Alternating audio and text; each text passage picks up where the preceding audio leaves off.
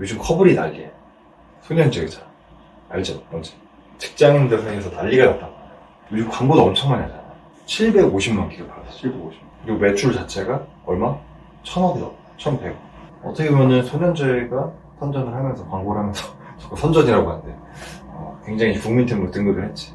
근데 요즘에 여론을 살펴보면 커브를 사서 좀 잘 안 쓰게 된다. 좀 방치하게 됐다. 아니면 뭐 중고나라를 팔았다. 이런 여론이 되게 많아. 왜 그럴까? 좀 생각을 해봤어. 품질이 나빠서 하자가 있어서 그런 걸까? 나는 그렇게 생각 안 해. 나는 마케팅의 문제라고 생각을 해. 어느 순간 갑자기 뭐 당신의 자리에 커블이 있나요? 이러면서 갑자기 뭐 국민템 행세를 했단 말이야. 행세. 이거랑 비슷한 게 또 뭐가 있지? 부위별로 한 마사지기. 이게 굉장히 또 떴단 말이야. 커블은 나를 위한 선물. 이렇게 포지셔닝 잡았고, 미니 마사지기는 뭐 부모님을 위한 효도템. 이렇게 해서 포지셔닝을 했단 말이야. 내가 지금부터 한 얘기는 커블이나 클럽을 특정해서 한 얘기가 아니라 소위 SNS로부터 시작돼서 디지털에서 역으로 공중파로 진출하고 국민팀이 되어가는 이런 아이템들이 어떻게 마케팅을 해왔고 거기에서 어떤 부작용이 일어나는지를 이야기를 하라는 거야. 우리가 제품이라는 걸 사면 만족을 하는 제품도 있고 그렇지 않은 제품도 있지. 근데 만족을 하는 경우에는 어떻게든지 주변 사람들한테 알리거나 아니면 인터넷에서 뭐 후기를 쓰거나 이렇게 한다고. 그렇게 해서 쓰는 게 뭐야? 리뷰를 써요, 리뷰. 이 리뷰라는 사용자 컨텐츠를 남긴단 말이야, 유저 컨텐츠를. 그래서 이 리뷰는 쌓이면 뭐가 돼? 신뢰라는 거거든, 신뢰. 브랜드에 대한 뭐야? 가치가 돼, 가치. 그래서 이 제품에 대해서 만족을 하는 거는 뭐 여러 요인이 있겠지. 뭐 품질이 될 수도 있고, 디자인이 될 수도 있고, 뭐 가격이 될 수도 있고, 다양한 요인이 있어요. 근데 이걸로 인해서 유저가 만족을 하게 되면 컨텐츠를 남기고, 컨텐츠는 신뢰가 된다. 베스트셀러, 스테디셀러 만들어내기 위한 공식이야, 공식. 이런 SNS 템에서 아까 얘기했지만 국민템으로 등극한 사례를 보면 이거에 집중하기보다는 유저 컨텐츠에 굉장히 집중한다고. 블로그 체험단, 카페 체험단, 파워블로거, 유튜버, 인스타그램 뭐 인플루언서 사람들을 모을 수 있는 데는 다 모아. 다 싸그리 모아가지고 한순간에 유저 컨텐츠를 뭐다? 굉장히 압도적으로 생성한단 말이야, 압도적. 디지털 상에서 우리가 유저들이 돌아다니는 여러 플랫폼의 커뮤니티에서 돈으로 움직이는 사람들이 있단 말이야. 돈을 주면 후기를 써주고, 돈을 주면 글을 올려주고, 돈을 사진을 찍어주고. 이런 사람들을 굉장히 유저들 많이 섭외해서 여기서 압도적인 콘텐츠를 만들어. 정말 많게는 수백 개, 수천 개까지. 그 각각의 콘텐츠들은 채널에 흩어져 있지만은 그것들을 내가 다시 한번 끌어모아서 뭐 사진이랑 캡처를 다 따. 뭐 인스타그램 사진 들고 최고에 막 찍는 거 있잖아. 내가 어떤 제품을 상대 페이지를 봤어. 전혀 듣도 보도 못한 제품이야. 그럼 뭐야, 듣보지 않고 그냥 넘어가잖아. 근데 그 상대 페이지 처음에 100만 개 판매됐고 20만 유저들이 인정했다고 하면서 뒤에 사진이 쫙 깔려있어. 그러면 어떤 생각이 되냐면 이거 되게 유명한 제품인데 내가 몰랐나 보다. 내가 뒤처진 사람. 이렇게 생각했다. 그런 백그라운드를 깔아놓고 나서 판매에 대한 성과를 가지고 계속 숫자 마케팅을 숫자. 판매 수량 100만 개, 유저 후기 20만 개, 별점 만족도 4.8 이런 식으로 계속 마케팅을 한다고. 그러니까 사람들 입장에서는 이 제품에 대해서 나는 뭐 전혀 듣도 보도 못했는데 사람들이 많이 산다고 하니까 좋은 건가 보다.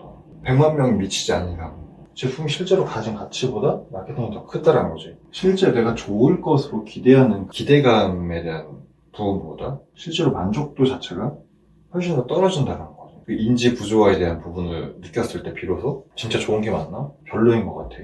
뭐 실망, 이제 이런 여론들을 표출한다라는 거. 근데 요즘에 이제 SNS를 중심으로 뜨는 아이템들이 이제 이런 마케팅을 할 때 티가 잘 안 나는 게 뭐냐면 굉장히 단기간에 치고 빠진다는 거야. 수명주기라는 게 수명주.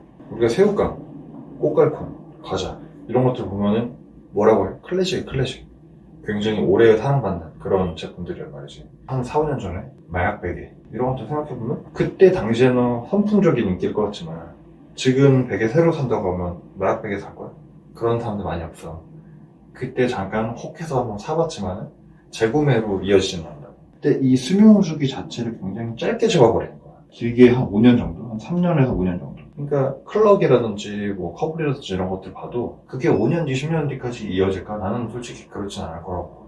이 수명주기 안에 아예 이 제품 자체 주기가 짧다고 판단을 하고 이 안에서 최대한의 뭐다? 공격적인 마케팅을 해버린 거야. 그러다 보니까 사람들이 아무리 이게 별로예요, 안 좋은 것 같아서 이런 이야기를 해도 압도적으로 이제는 뭐야, 이 규모감 자체에서 이제 밀려버리기 때문에 인터넷상에서 뭐 내가 그런 후기 하나 쓴다고 티가 안 난다.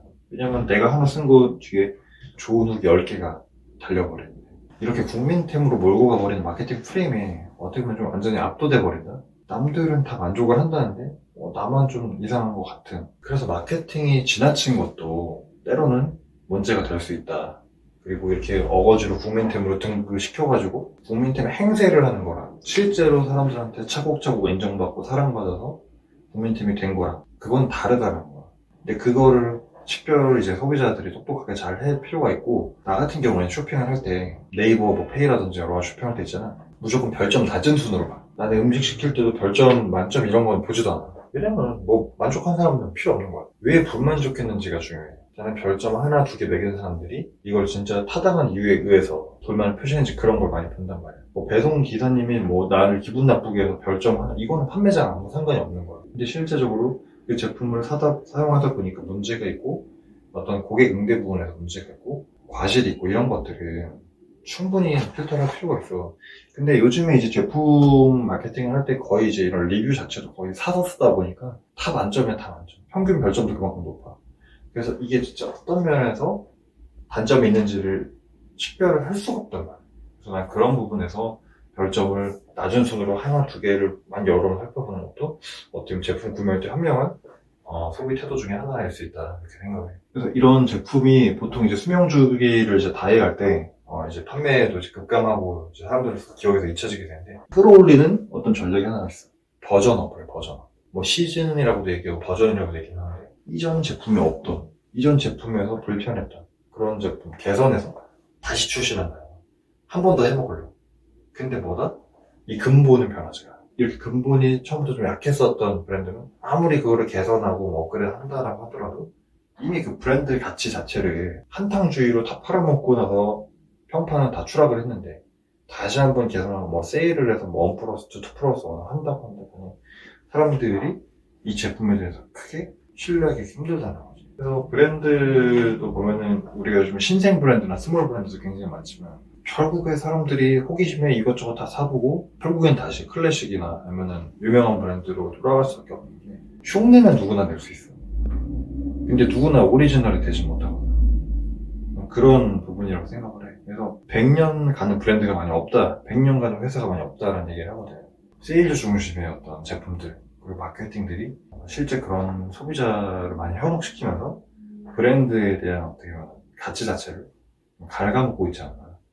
그 사람들이 쉽게 브랜드에 대해서 신뢰하지 못하고 호감을 가질 수 없고, 사실은 이렇게 만들고 있는 요인이 바로 이제 SNS 템이나 이런 것들이 어떤 패단이 좀 아닐까 싶어요. 여기까지.